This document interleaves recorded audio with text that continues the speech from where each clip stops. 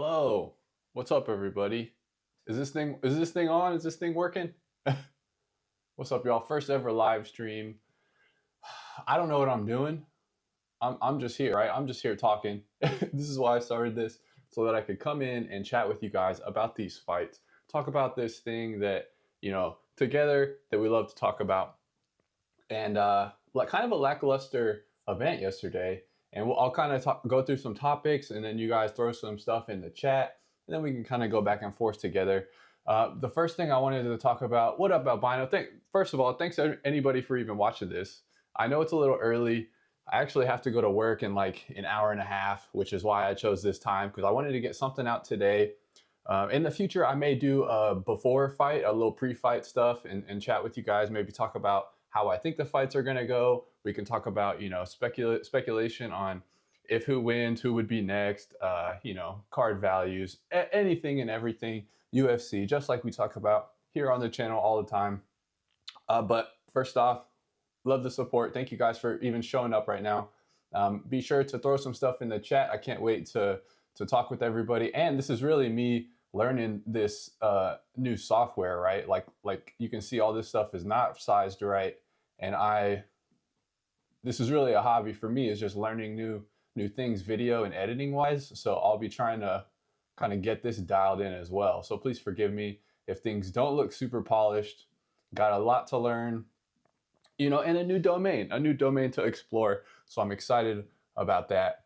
But yeah, let's get into it. So first things first, I can't believe that this event went on that late in England, and the effect that that's going to have on an athlete is insane.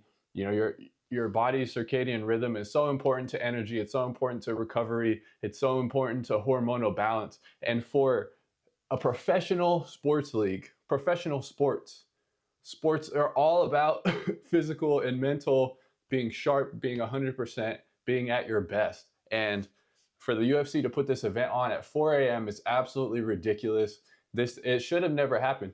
If you want to get the max amount of pay-per-view dollars, don't put it in Manchester, England, if you're going to put it at this time, right?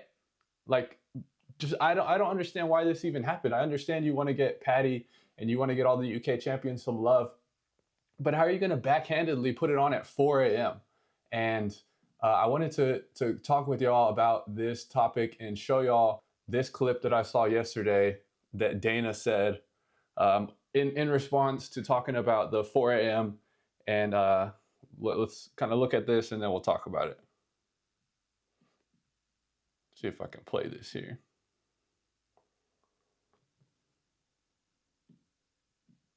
Can you guys even hear this?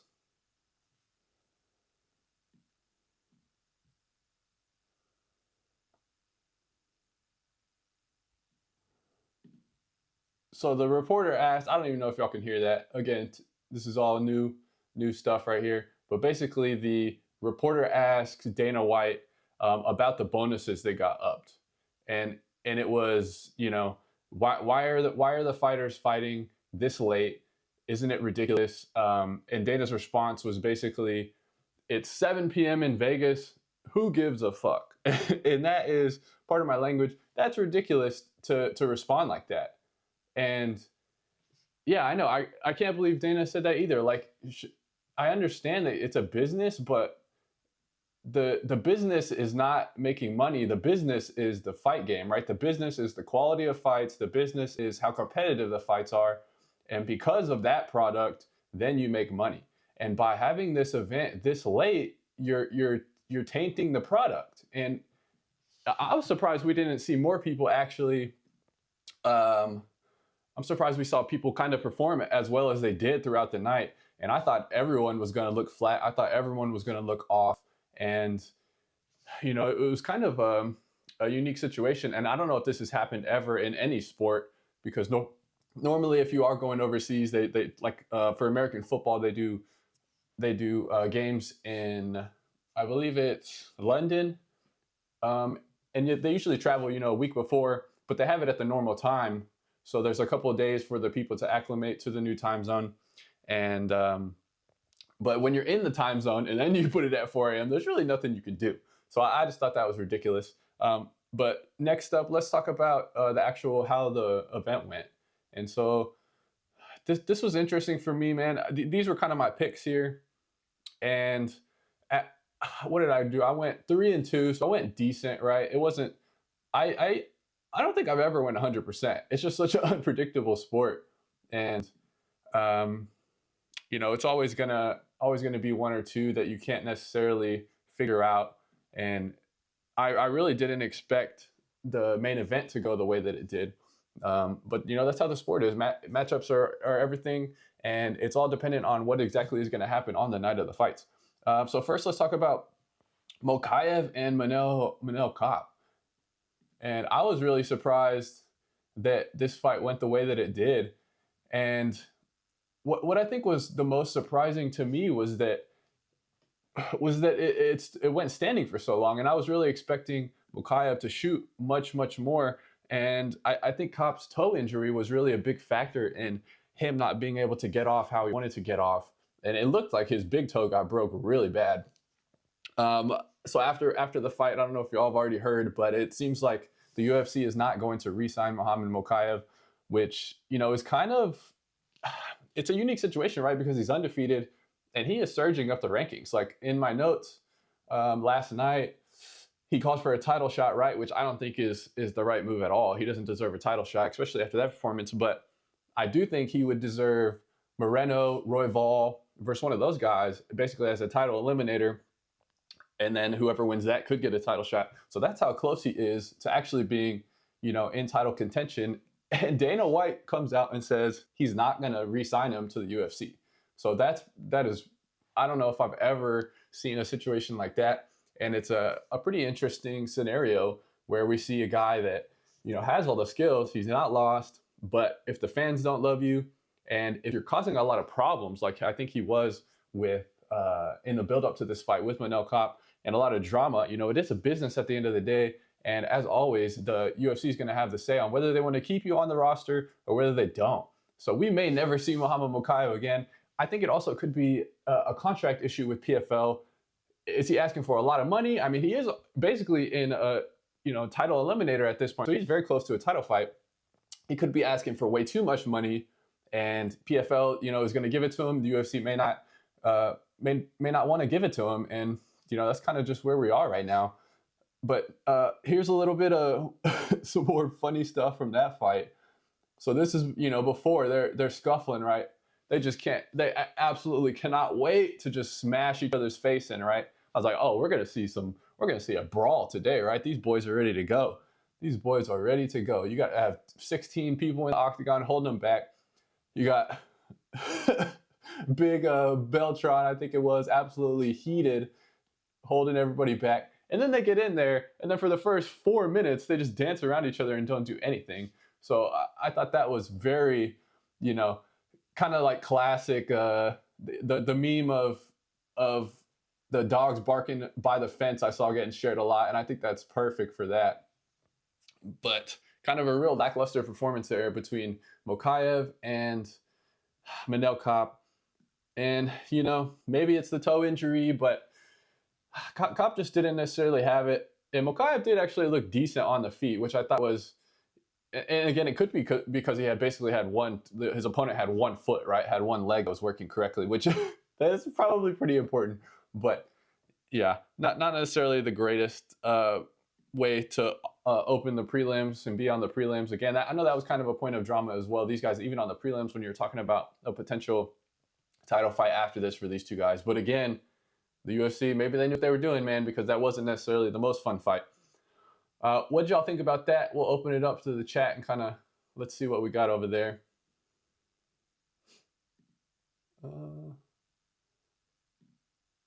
Albino, props to Belal for bringing the pace so late. Yeah, man. I mean, he really did, right? That was kind of the recipe for him to win, was to push the pace. He has to have the best cardio, maybe behind Schaub in that division, but like, dude, it's insane. And we'll talk about Belal and kind of the stylistic matchup about that a little bit later, but he brought it, dude. He brought it to him for sure. Was it the early event for?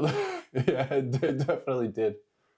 Yeah, that one took a while to come back from, just because I don't necessarily think it was the fight. I think it was the buildup, right? Like they're about to tear each other's head off pre-fight.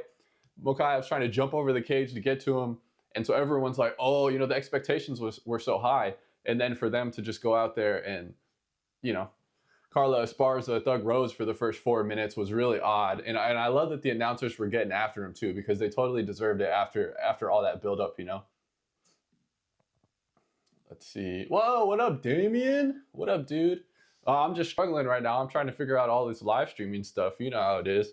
I'm troubleshooting on the fly, but things are going good, man. What time is it for everybody out there? I know it's kind of early here in the States. It's morning time, so I'm just kind of hanging with y'all before I got to go to work. What up, Maddie? Thanks for stopping by, Maddie. I know I talked to you earlier. He said it's pretty late over where he's at, so I appreciate you for stopping by, man, even if just for a little bit. Just got done watching the main card. Yeah, there were some interesting matchups on the prelims, but dude, the main card was good, but overall, I mean, obviously I'm sad, right? Like, Leon's my guy. He's a guy I love to watch. He's one of my main people that I collect, and to see him lose in that fashion, where it was just kind of like, you know, it was just a grindy fight. Neither guy really got off that much. To see him get the elbows at the end was sad, because I know he has it in him to finish Belal, but for whatever reason, you know, it just didn't quite go his way that night. And I'm gonna use the excuse for you, Leon. You don't have to do it. It's middle of the night. What do you expect me to do? Do you expect me to go out there and just be bouncing off the walls? I should be in bed right now, you know. And that's my thoughts on that. And you can disagree. I already seeing people trashing Leon already. Usman I miss Usman. You guys were talking mad stuff about Usman when Usman was champion. So don't you give me that. Everyone, I love looking at comments and seeing all these contradictory statements. People's memories are so quick in MMA. Fickle fans. All right, let's talk about Aspinall versus Blaydes. So, Allen versus Chikadze. So this one I got wrong. I picked Giga. I'm a Giga fan. I thought that he would be better in his boxing, man. His kicks are good. His boxing looked okay when he fought against Calvin Kattar, and so I expected him to at least be somewhat competent in his hands. But he did not want to throw his hands, man. He was struggling big time. He would launch a couple kicks. He would do that feint, trying to kind of bait in and scare him with that right kick, and then he would just back up. And he was just circling the entire time, and it was really tough, you know. It was really tough to watch, and Allen really did bring it to him. He brought it to him. He looked better than I expected him to, and it was kind of the perfect fight for him. My pre-fight thoughts. So before this, right, Giga's 35. I did expect him to be a more polished and technical striker, and he didn't. He didn't look like that at all. I expected Allen to be, you know, more well-rounded, mix it up, try and get the takedowns and keep the pressure against his face. He did keep the pressure and really push the pace and kept Giga against the wall.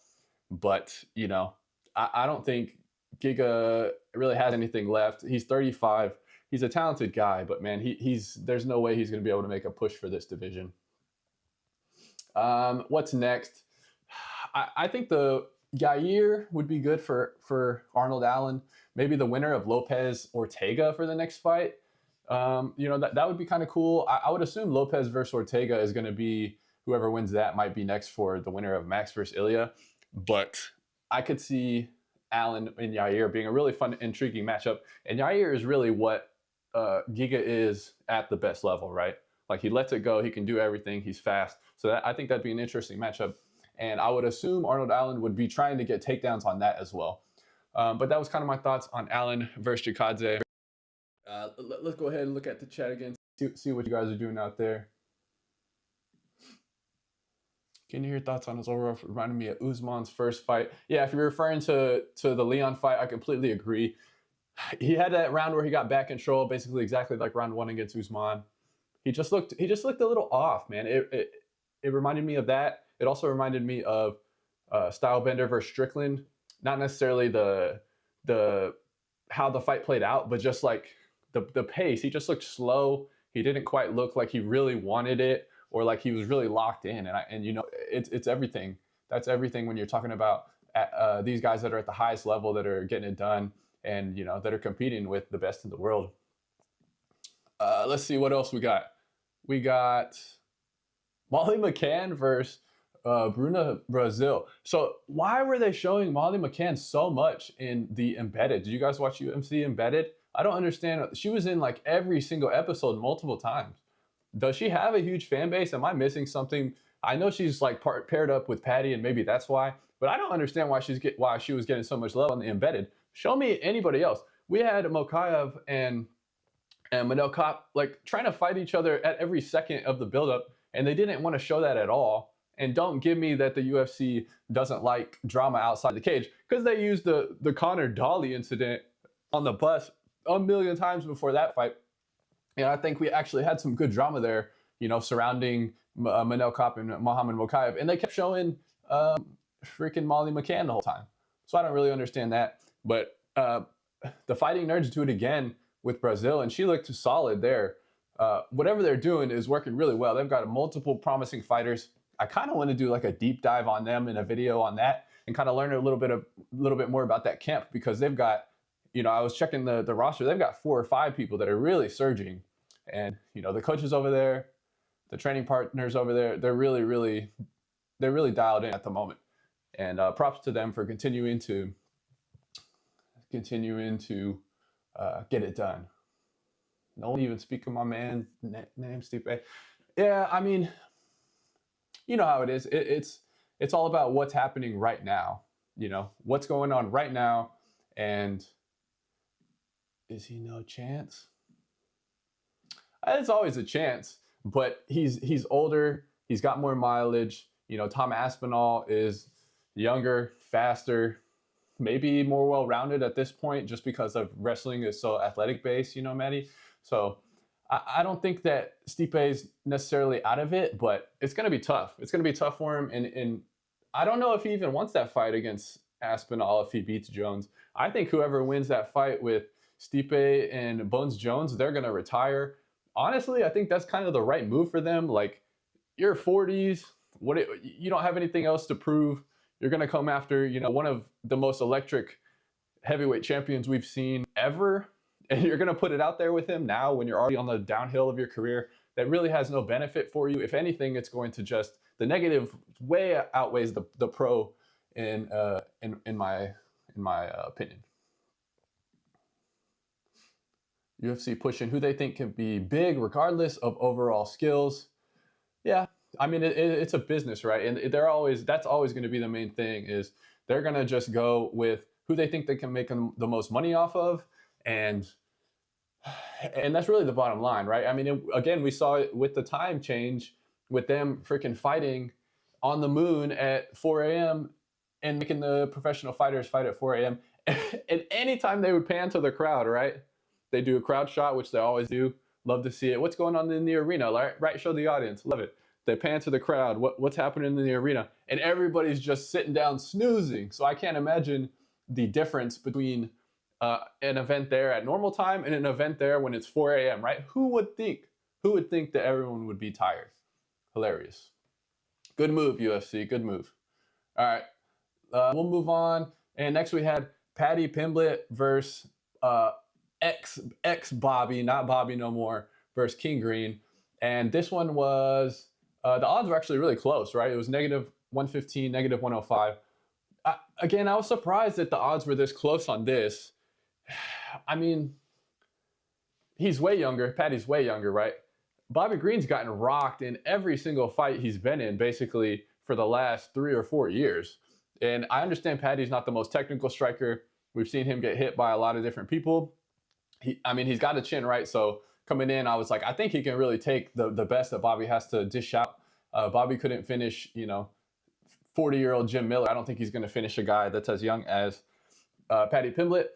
And, you know, he dropped Tony Ferguson. So Paddy dropped Tony Ferguson. So I was surprised that these odds were so low.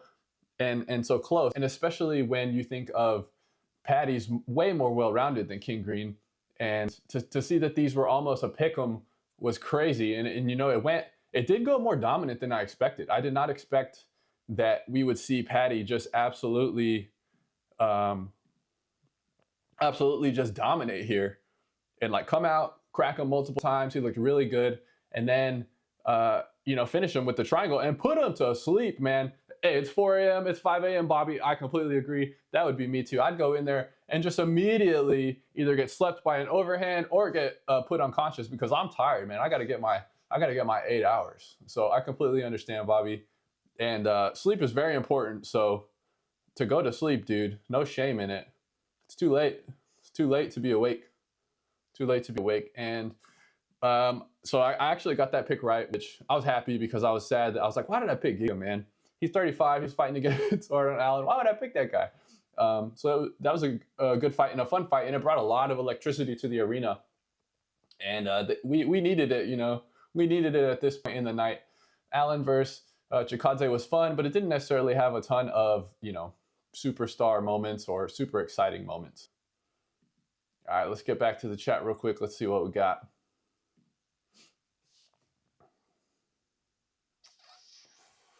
We haven't seen Stipe since 2021, and we don't know how he has aged. Yes, very true. And I'm a Stipe fan, right? He's one of the boys. We have the same job. He seems like a good guy. I think he's funny personally. I think he's a goofy, funny guy. I also really like his fighting style. I mean, when you're talking about putting it on the line and really getting in there, he does that every single time. But he has been really, really inactive. And see, this...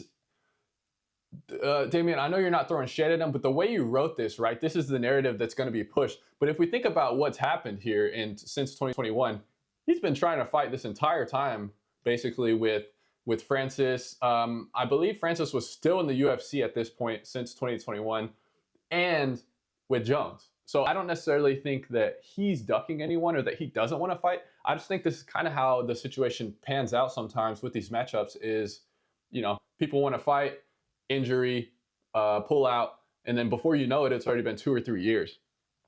And I want to see Stipe back in there, man. Regardless, I think it's good for the sport to see him and Jones fight, but we need to have it. We need to have it pretty quick. We need to have it pretty quick. Paddy did look good. Yeah, I mean, that's the best performance we've seen from him, right? And if we're going off his past competition, I think that's probably also his best competition too. We've seen Bobby Green, while he's not super well-rounded, while he's definitely not championship caliber, he's a tough guy, and he is going to bring the fight to you almost always.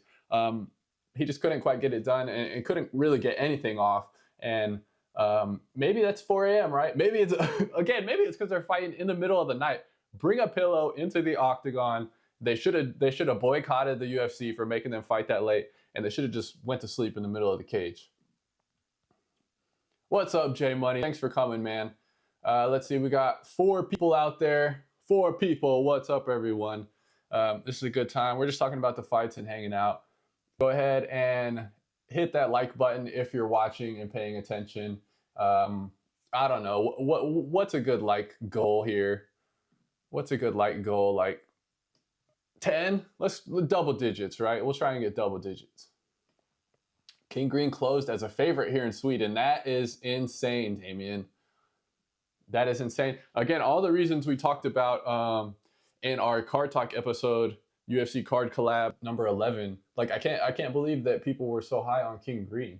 I understand Paddy's look kind of not polished in the stand-up, but to think of all the other ways that he could finish the fight versus King Green, it's kind of insane.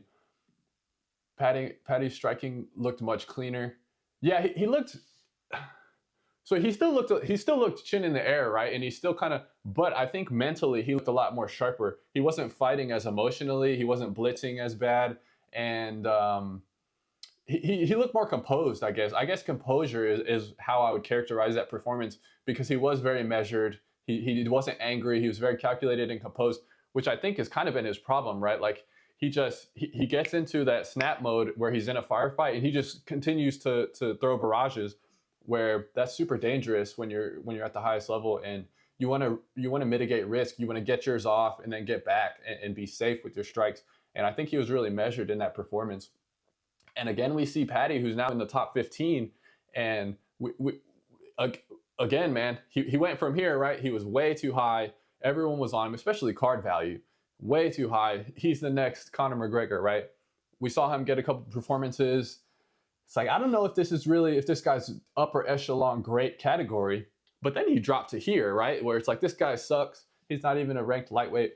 He's probably somewhere in the middle. He'll probably be, the ceiling I would think for him is maybe like 8, maybe 8 in the rankings, somewhere like that. I think he'll be like 50-50 with some good matchups. Now, the floor is probably unranked, you know, obviously unranked, kind of where he was before, but definitely a decent guy. What do we got here? Bobby Green has no striking defense, and Paddy is too big and long for that matchup. Yeah, I mean, the hands down, right? Like, the hands down is, you can get away with that whenever you're way too athletic and whenever you're, you know, just a ridiculous athlete. And I think when Bobby Green was younger, he's still really fast. He's still really quick, but I think the reaction time tends to fade. And if that's going to be your style, hands down like that, that's just not going to age well. And especially after you've gotten multiple, you know, really bad stoppages and gotten clipped multiple times. Oh, the Gold's right here. What's up, man? Who's champ at welterweight again? Oh, please don't remind, please don't remind me. Please don't remind me. I'm just trying to put my head in the sand and not think about that L that Leon took last night. I'm just happy that, you know, Leon had his run. I mean, okay, I will say this, though. I will say this about Belal winning. Anytime there's a new champion, the matchups are new and fresh, and it is exciting to look at these matchmakings now and think of Belal as the champ. Now we've got, you know, Belal and Shavkat is probably what I would think is next. We've also got Usman and Belal, which would be interesting, but I don't know if they're definitely, you know, going to do that. Albino, Moicano call out. Oh, completely agree. Yes, let's see. Let me see what I wrote on this. So he's ranked 15 now, right? So he's right there at the bottom, and he calls out Moicano. I think that's a great matchup for both of them, Paddy and Moicano. Moicano's mainly a grappler at his core, a grappler wrestler, and he's kind of slow. And he's to be honest, he's aging out of the sport completely. And I think that's a good matchup for multiple reasons, not only for the UFC, but for Paddy as well. You can push Paddy if he gets a dub, right? And you can also get Moicano out of the rankings. I mean, he should have lost against Jalen Turner. Let's be real. Coulda, shoulda, woulda, I know. But, like, that's, I mean, he should have lost against Jalen Turner. And, you know, he ended up getting it done in that fight. But I think that's a great move for Paddy. He can kind of cherry pick, not cherry pick, but, like, pick a good matchup for him, right? Moicano's a solid dude. But it's a good matchup technically for him. And, you know, the UFC can kind of get, Moicano is a star, but he is aging. So I think, as always, they want to have people in the rankings that are going to be there for a long time so they can continue to build star power. So I think it's a good matchup in that sense for sure. All right. Yes, sir. Yeah, I'm still excited. I'm still excited for the future of the division and for what Leon can do. He showed that, like, he's still one of the best in the world. I mean, did he lose? Yeah, but by no means did he get outclassed. I mean, it was, I had it 2-3 for Belal. I had Leon winning round 5 because of those nasty elbows, obviously the most damaging strikes in the fight, and round 3 when he had back control. So I mean, it was still a really close fight. Belal with the crazy pressure, but, you know, definitely still can hang in there with the best. All right, Blaydes versus Aspinall, and this was a super exciting one, man. Let's come over here to the Blaydes Aspinall section. Oh yeah, we got Paddy. I thought this was funny, dude. Paddy is one of the best, like, emoters in the world. When he wins, this guy goes crazy. It's a Fortnite celebration. He just won the battle royale or whatever it's called when they win, and my man really knows how to party. Okay, so we got Blaydes Aspinall, and I wanted to kind of pull up and talk about some of these all-time stats. So we've got Stipe with 6, and this is title wins here. And we can just kind of look at all these people right here at 2. So this is what Tom's at right now as well. So Tom has 2 title wins, right? And he's already tied for 7. Then we go over here to heavyweight win streak. We've got Tom right here with 5, and he's already tied at 10, which if he gets another win, he'll be tied at 5. So he's already, and he's so young. He is so young, man. And for Tom to finish the fights like the way he has, it's really insane. And I thought these odds were interesting because Blaydes was plus 280, Aspinall was minus 370 when I looked at it. And I honestly thought that Blaydes would put up more of a fight in this. I know Tom has incredible finishing power, but I thought that it would be more of a wrestling match, and I thought that they would throw a little bit and then they would mix it up more. We saw that early on where it was kind of like a scuffle and then it got against the cage. I thought we would see more of that as the fight went on. And I kind of wanted to see how Tom would handle a longer fight. I mean, he still hasn't gone past, his average fight time is like 2 minutes. It's probably lower now, which is absolutely insane. And Aspinall finished it is in under a minute. I mean, how is he doing this? And he's making it look so easy. He said he's the best finisher, and I completely agree. Anytime he even has anybody remotely hurt, he swarms them and finishes immediately, which, I mean, that's the way you're going to do it, right? Get people out of there. And I thought Tom would win, but I thought it would be a much closer fight. But his post-fight speech was great. And his fighting stats are insane. He has such low mileage on him because of all these fights have been so incredibly short. His chin has to still be immaculate, right? Like, it has to be impeccable. And he's only 31 years old. So he has a ton of time to continue to build his legacy as we go. And I think he really could do something really special in the heavyweight division. And only time will tell, right? But I think he's right there. And who's next? This is really the big one, right? Is it Jones? Are they just gonna forego the Stipe Jones fight completely and try and go Tom versus Jon Jones? I don't know. I was listening to an interview with Dana White after, and he said whoever wins Jones. If Jones and Stipe fight, I don't think any of them are going to fight Tom Aspinall. I think if either of these guys are going to fight Aspinall, it has to happen before the Jones-Stipe fight. I like how we called out Jones, reminded me of GSP. Yeah, very, very likable, right? Very nice guy, very likable. And I mean, I like the call out. I like that he was so nice about it.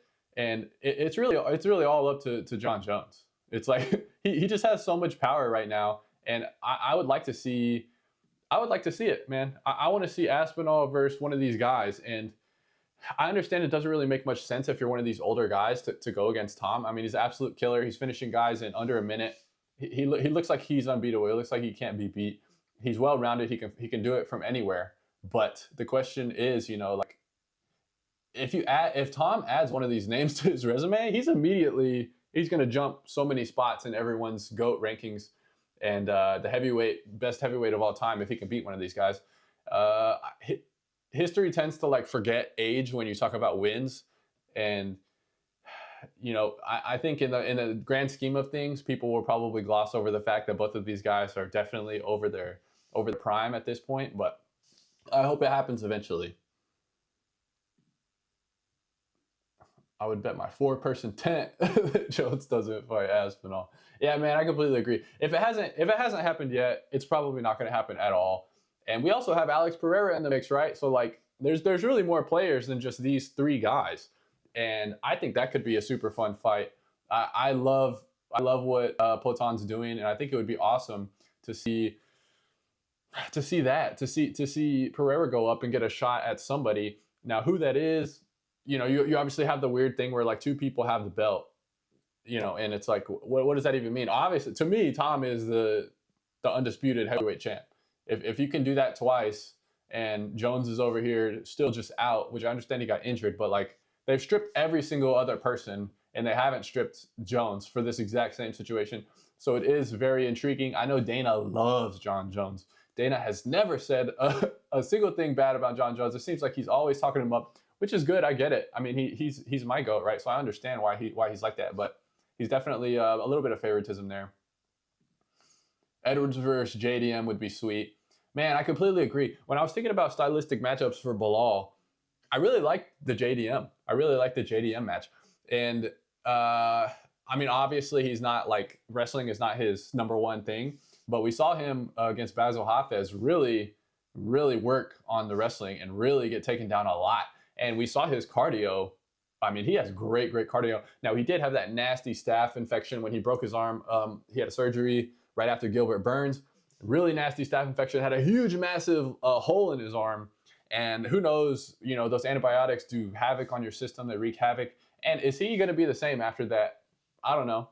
We'll have to see. But Edwards versus JDM. I mean, there's honestly a lot of fun matchups now. You got Ian Gary's in the mix. We've got Shavkat's in the mix.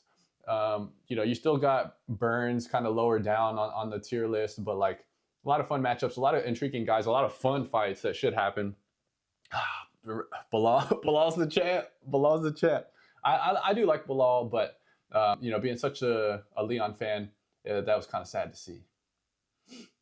Let's see. So we're here on the main event now, boys. Time's just flying by. Thanks for hanging out, everybody.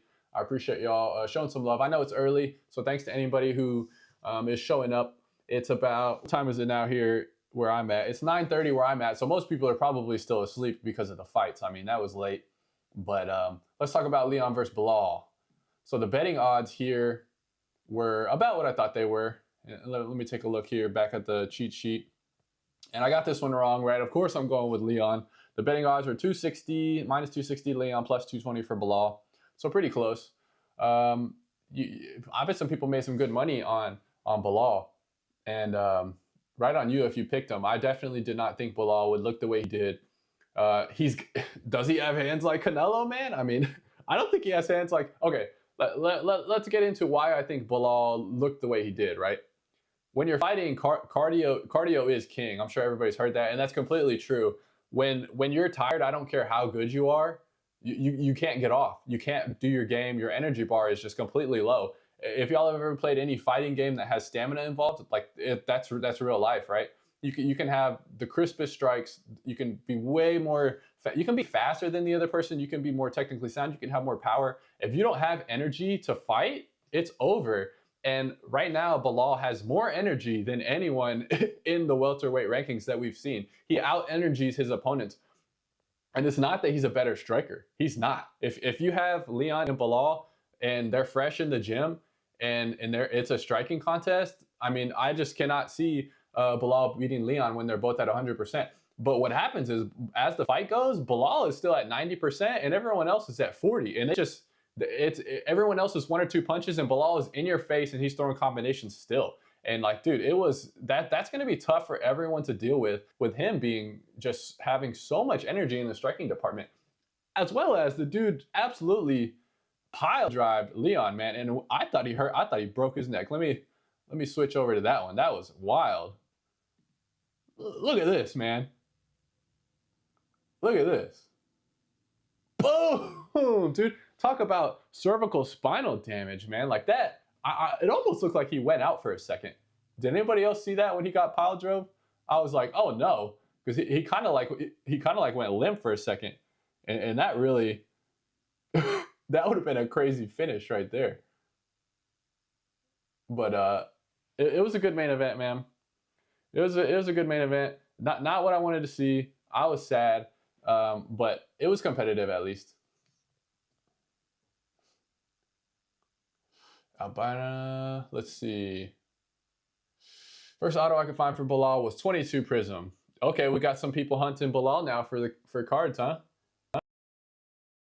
Honestly, it's always interesting when you see these guys that are so hated in the sports world, and it's always like, I understand I love that he's being the heel now, right?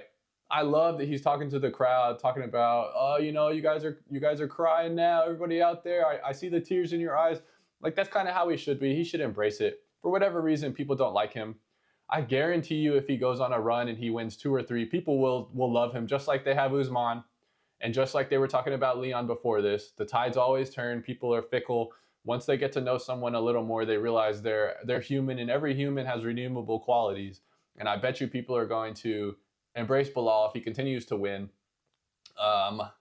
You know, if we're talking about excitement and entertaining champions, I don't know how exciting Belal can be. I mean, if he continues to really put the pressure on people and continues to embrace the boxing, you know, we could see some more Sean Brady-like performances from Belal where he really drowns people. But Death Punch, what up, man? Death Punch 361. Hello, my friend. Your monthly show with UFC Card Talk is my favorite in the UFC card space. Thank you so much. I appreciate you coming in, saying kind words, and hanging with me this morning. Hopefully, it's not too early or too late where you're at.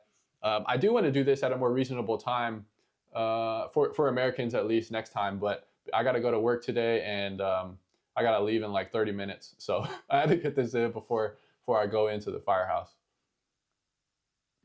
Let's see what else we got in the chat. Thanks, you've been my best friend on. Nice. There you go. And Damien says the UFC cut Mokaev. Yes. I don't know if it's official, but Dana had a press conference and he said that basically too long didn't read. To me, it read like what he was saying.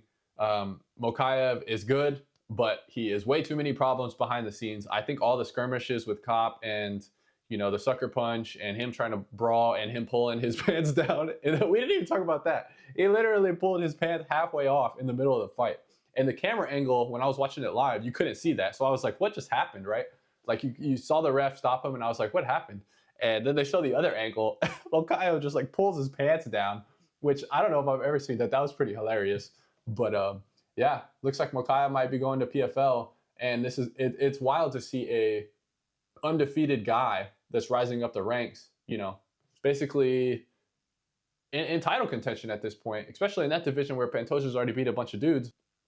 And he's probably not going to fight again. He might get cut. So that was absolutely insane. Belal needs to be active to win over fans. Yeah, completely agree. People love activity, right? It's this sport is like a super heavily amnesia sport. It's almost like every time people don't fight, it's off season for these UFC fighters. Like there is no in season with normal sports where it's like, oh, the season's going, they're fighting every week, they're having games every week. You know, it's you fight once and you're way up here and then it pulses back down. And then you fight again and it pulses back down. So if Belal can kind of stay active and keep people people remembering his name, I think it could work. But we got some exciting matchups, and we'll see what happens in that division. Hopefully the frequency does kind of pick up here. I want to see Shab next. Who do you think wins that? That's an interesting matchup for me. I think let's think about it, right? Let's walk through this. What's Belal's path to victory against Shavkat? Belal's path to victory, as we saw today, is going to be, or as we saw last night, heavy pressure, right? He's got to get that cardio component into the fight, and that's one of his best weapons, and that's the reason he won against Brady. That's definitely one of the reasons that he won last night against Leon, is he has more energy than everyone else that he fights. And will he have that against Shavkat? I don't know. I mean, we've seen Shab, he went in a war with Jeff Neal, and he looked pretty fresh at the end of that fight when he was able to finish it. So who has the better cardio, Shavkat or Belal? I think Belal is definitely stronger, physically stronger. He's stockier. So when you're talking about, single leg or double leg attempts against the cage, having that lower center of gravity, being the thicker guy definitely helps. Who's a harder hitter? Not Belal. I mean, not Belal. He's a volume striker. But I definitely go Shavkat in that. I would also go Shavkat in the submission threat category. Who has better jiu-jitsu? Who is a better technical grappler for finishes? 100% Shavkat is. So I think that would nullify Belal's wrestling game. I think he wouldn't want to engage wrestling wise. It would be a striking match. And who has the better striking? I'd have to rewatch some Shavkat tape, but just off the top of my head, Shavkat's longer. He's a better kicker. Boxing wise, Shavkat gets caught a lot, man. He does not have good defensive head movement. He gets hit a lot. So I could see Belal tagging him with a lot of quick pot shots. I think I would lean Shavkat at this time, but I'd have to go back and watch some more tape on both and really kind of get, a better informed decision. But that would be my personal pick as of this moment right now. Let's see. I think Shavkat finishes him. Edwards will take his back and spread a couple times. Yeah, the submission gap would be the biggest difference in those two, I think, and probably the best path for Shavkat to win. But again, I don't think Belal would look to wrestle at all. I think it would be very similar to Sean Brady versus Belal Muhammad, and I think it would be a boxing match, kickboxing match, depending on what Shavkat wanted to do. You know, it could end up against the cage, and if it gets up against the cage, then you could look to see Shavkat try and threaten a back take or threaten a takedown or something like that, or use his trips. He has good trips as well. But that's kind of what I would think with Belal and Shav. And some good matchups, man. I'd love to see Shav win, reignite some UFC card excitement. Yeah, that's one thing right now with a lot of these champions is we're seeing a lot of these champions that, for whatever reason, the fans don't necessarily love. You've got Pantoja. Historically, people don't really love that division. You got Ilya, people love. Sugar Sean, people love, even in the card world. Let's see, who else? 155. People love Islam, but man, I've been trying to get some Islam rookies, and like, you can't find these. People do not sell these Islam rookies. So I think he's got a very strong card market, and a very strong card market for collectors as well. So I think a lot of people are holding on to Islam Makhachev's cards, as they should, because you know, he's real deal Holyfield. And we got Belal. People are not going to be, you know, excited about Belal's cards. We got DDP and Izzy. Izzy has a good card market. I'm not necessarily sure about DDP. I think he still has a lot to prove before people are really buying into him. Poatan has a great card market, and you know, Aspinall and Jones obviously have some great cards as well. Let's see what else I got on the notes. Yeah, man, just I'm surprised that Belal was so effective with his takedowns against the cage against Leon. It's something that we saw really that Leon did amazingly well against Usman, was defend takedowns against the cage. And again, I think it comes to the energy component. I mean, he was doing, technically, he looked good. He was doing everything right. He wasn't necessarily, DC mentioned many times, but I think he was just trying to control his base so that Belal couldn't switch to a single or something. But, you know, really no damage. I mean, Belal did catch him a couple times with some good combinations, but I never saw either guy really hurt. Neither guy was hurt, I don't think, basically in the entire fight, besides the elbows at the end, where I thought it could get finished. It was just volume.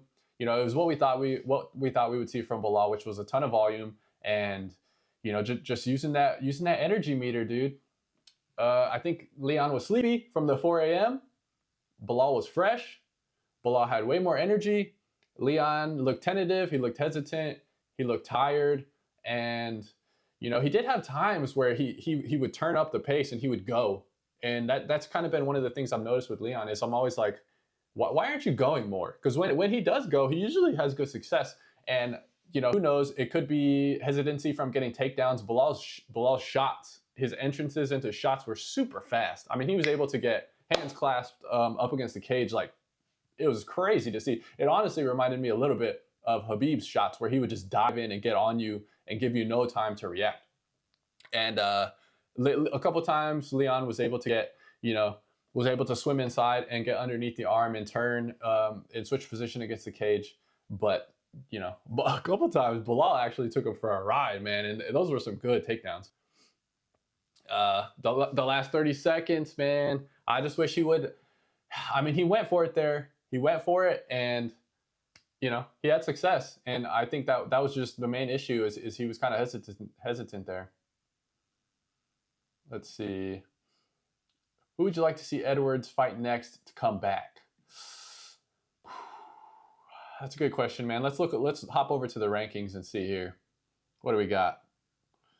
Let's see who we'd pick for Leon. I want him to take some time off, honestly. Let's see. Beat Usman, nope. Covington, too many times. We got JDM, we got Gilbert Burns, we got Ian, and we got Shavkat.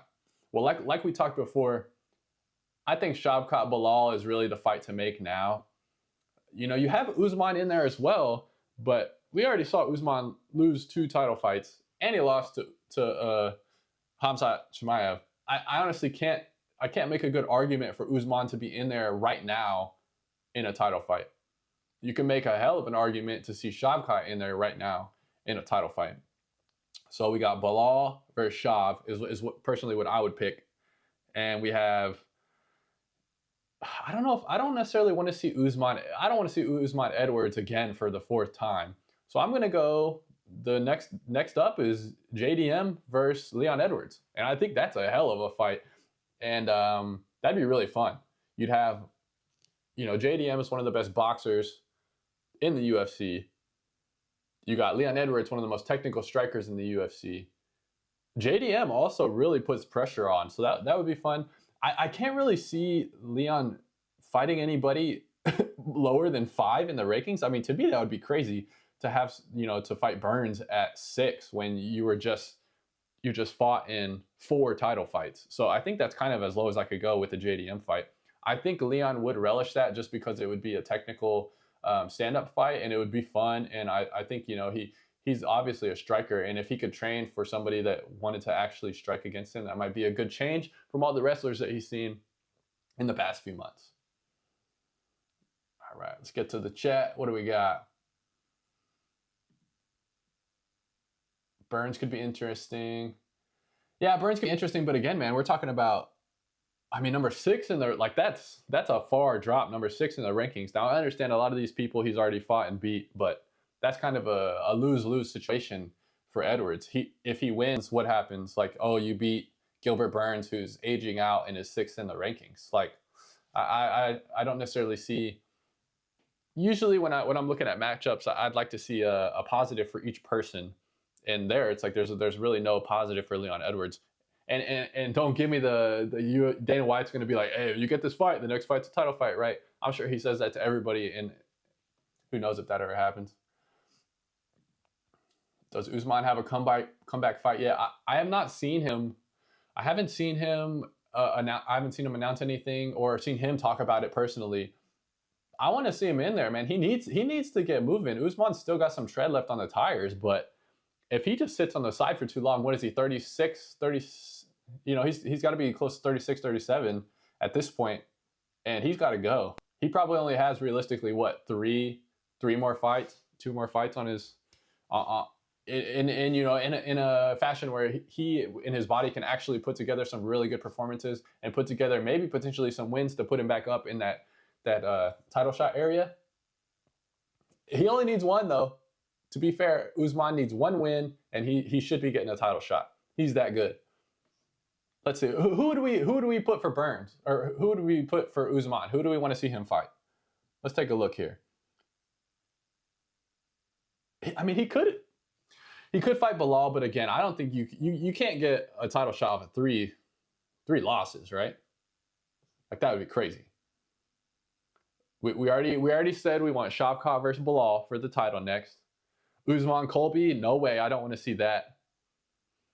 Usman JDM, that would be a good fight. I could see that happening as well. All right, here's another scenario, right? Leon needs some time off. He's been the champ. He needs to reset his head a little bit. We're talking about maybe he fights in the next 6, 7, 8 months. You have JDM, who's been sitting out for a while because of that arm surgery and the infection in his arm. And you have Usman, who's been sitting out for a while as well. So you run Usman, JDM. If Usman wins, he's getting a title shot. If JDM wins, he's potentially getting a title shot.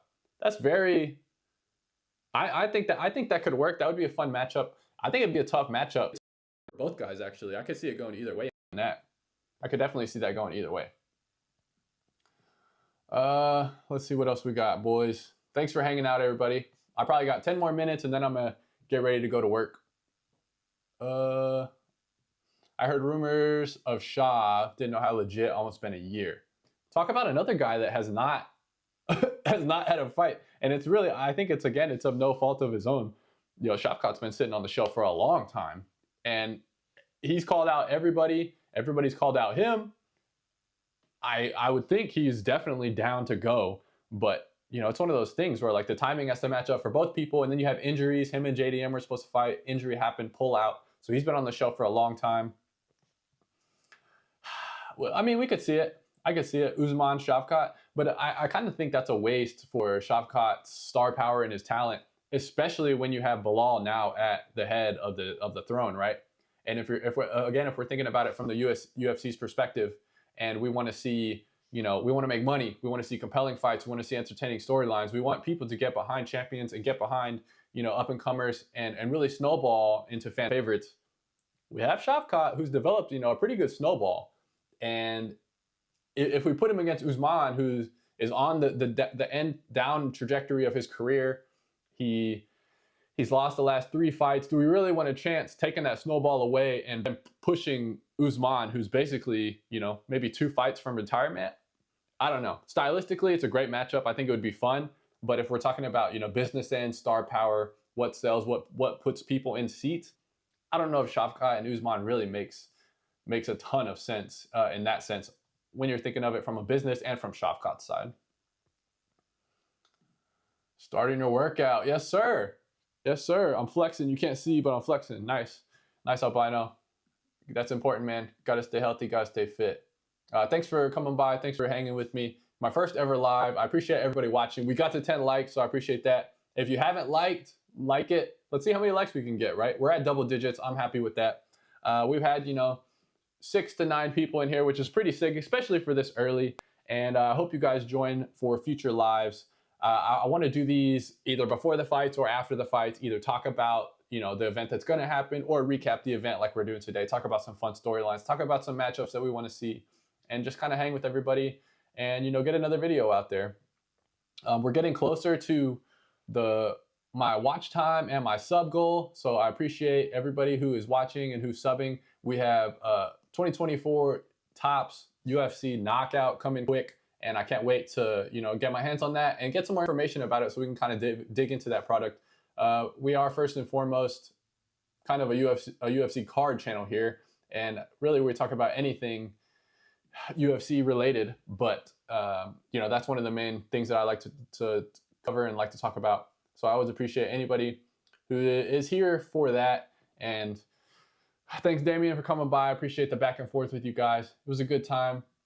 Excited to do this again. You know, we'll kind of go to the drawing board and see how everything panned out. But so far, not too many technical difficulties. Hopefully, you guys can hear me and see me, and it's actually working well. But thanks, everybody, for watching. I'm going to get out of here. Appreciate all the love. Belal's the champ, dude. Belal's the champ. And we'll sign off at that. Hopefully, he can come in and really, you know, make a ruckus in this division. He can get us some sweet performances. The tides will turn. People will start to love him. But you never know. All right, y'all. Thanks for watching. See you.